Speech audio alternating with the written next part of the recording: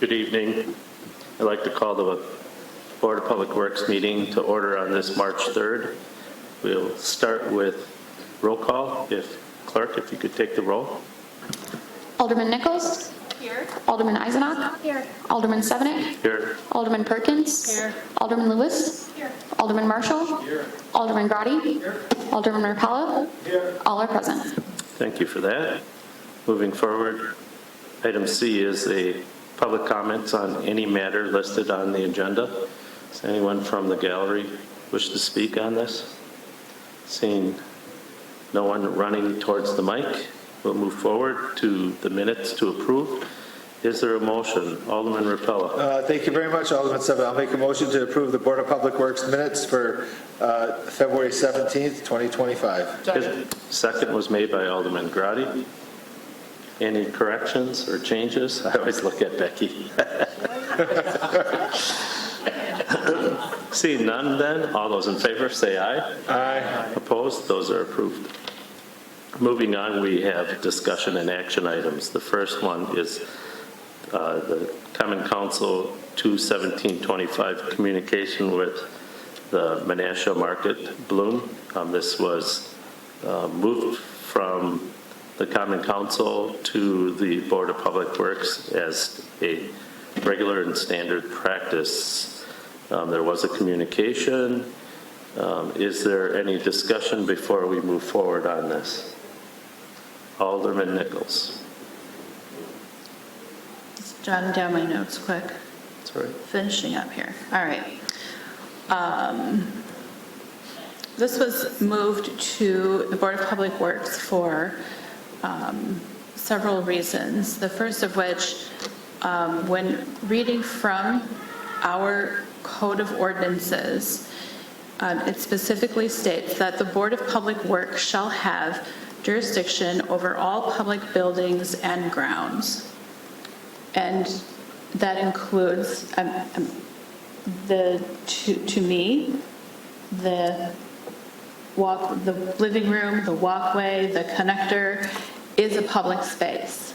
And so if it's going to be used by groups, then it needs to be, it falls into the jurisdiction of the Board of Public Works. And because that's specifically stated in our ordinance, I felt that it's just simply not good policy for any mayor or staff member to decide which groups get to use that public property, which don't, or which fees should or shouldn't be charged.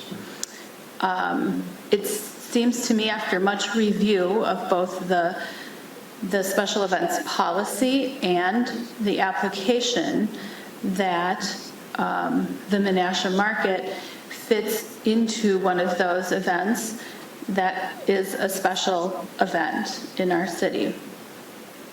I can't speak for the entire board, but I'm willing to say that this Board of Public Works would have been more than willing to work to expedite the process to make the market, to still allow the market to happen for this year.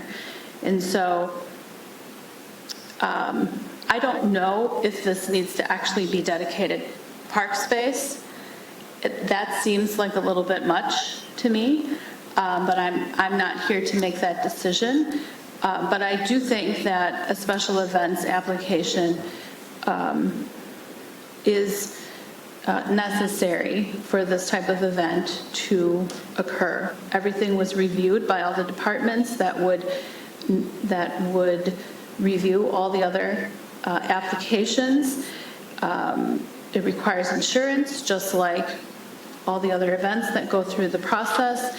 And so I think it's important to have good policy so that all groups are treated the same way and working on a level playing field. Any further conversation on that? I would agree. I believe that either the mayor or staff were just trying to help out a small group that probably was trying to expedite something and maybe not necessarily have to waive those fees. I would have been okay with that. That's not for them to decide. That's for this body, and it's very clear in the special events application. So the city attorney has a memorandum, and I was wondering if you would address your memorandum to this body so that, especially like the conclusion that you had on there, that despite all this, that there's a possibility that the Park and Rec staff, along with the board, may consider this park space, and even though parks already maintain it, but there are protocols that we have to follow, and we do those for a reason. And the reason we do that is to protect the city. Go ahead. Thank you, Chair. Yes, of course.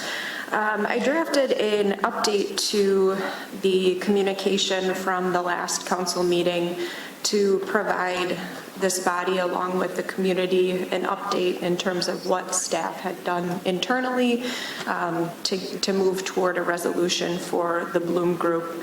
As you've all seen, unfortunately, Bloom has decided to not pursue this space further. But throughout discussions that staff had internally to come up with a recommended procedure or a recommendation in terms of how to recommend this body that space be rented or approved for use in the future. One topic of discussion was whether this space might be considered or designated park space, and then in the future may be reserved similar or akin to a park pavilion, for example. So the conclusion, Chair, that you had referred to was that because Bloom's no longer interested in reserving this space, the board might find that this item is now moot or at least not time sensitive, and allow the Parks and Recreation Board to consider whether this, along with other spaces within the city, might be appropriate to designate as park space. Okay. And the issue of timing, I don't agree with. We're still in the depths of winter here, and there's plenty of time. I just kind of wonder what happened with our, I don't know if I want to call it a farmer's market, but the market that we did have down here, I believe it was run by the city. At one point, I think there was, even the health department was involved in running that. And so I never liked the idea of the city doing this. It's not for us to do. But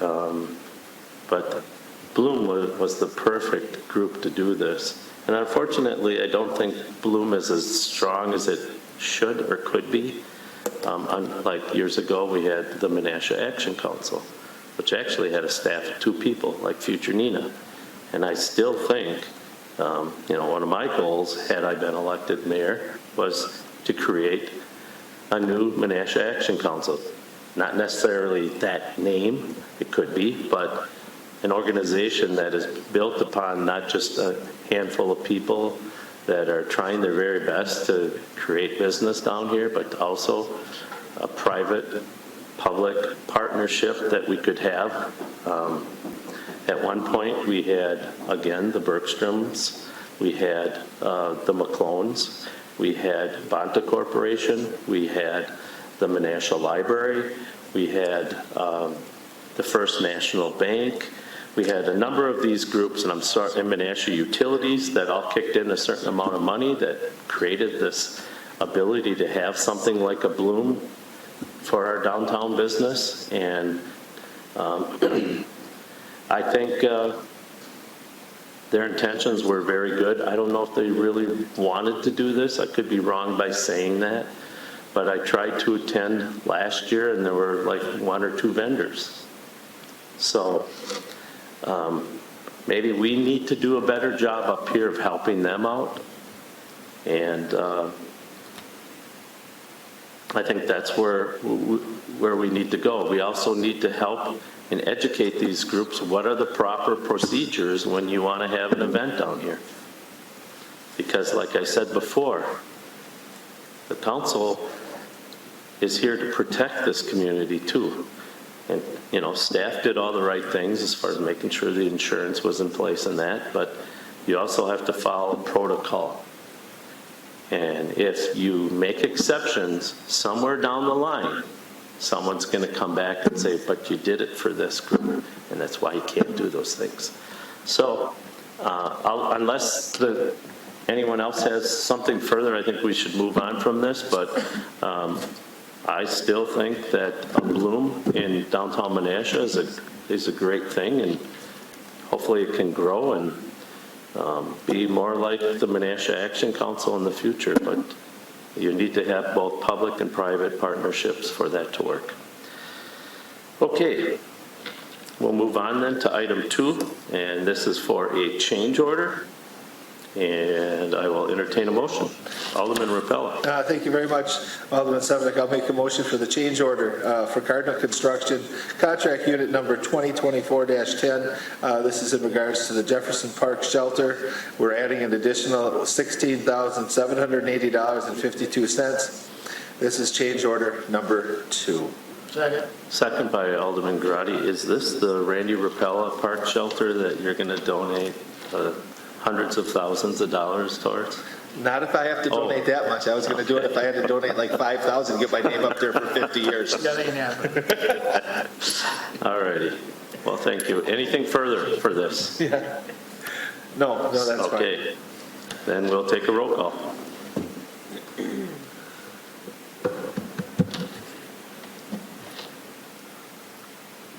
Motion carries 8-0. Thank you, Clerk. Moving on, we have a resolution, a preliminary resolution. Is there a motion? Alderman Rapella. Yeah, thank you very much, Alderman Sevenick. This is for R525, a preliminary resolution declaring intent to exercise special assessment powers for street improvements to the 3rd edition of Woodland Heights, Woodland Hills, under Section 66-0703 Wisconsin statutes, and this is introduced by Alderman Rapella. Is there a second? A second by Alderman Marshall. Any further discussion? James, you want to touch on this? This is pretty basic, but for the understanding of the public. Sure. This is the first step in the assessment process involving new streets and new subdivisions.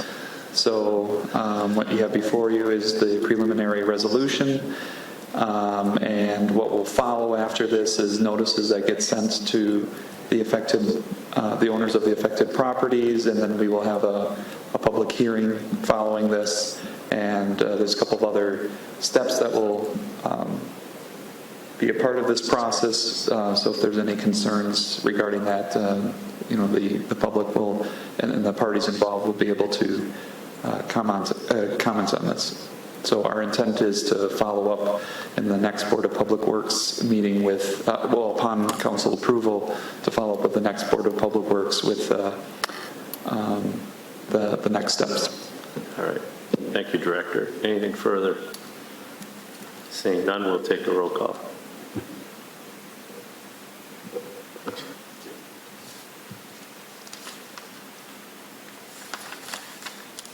Motion carries 8-0. All right, thank you, City Clerk. Seeing we have no further business, I would entertain a motion then to adjourn. Is there a motion? Motion by Alderman Marshall, second by Alderman Perkins. All those in favor say aye. Aye. Opposed? We are adjourned. Thank you.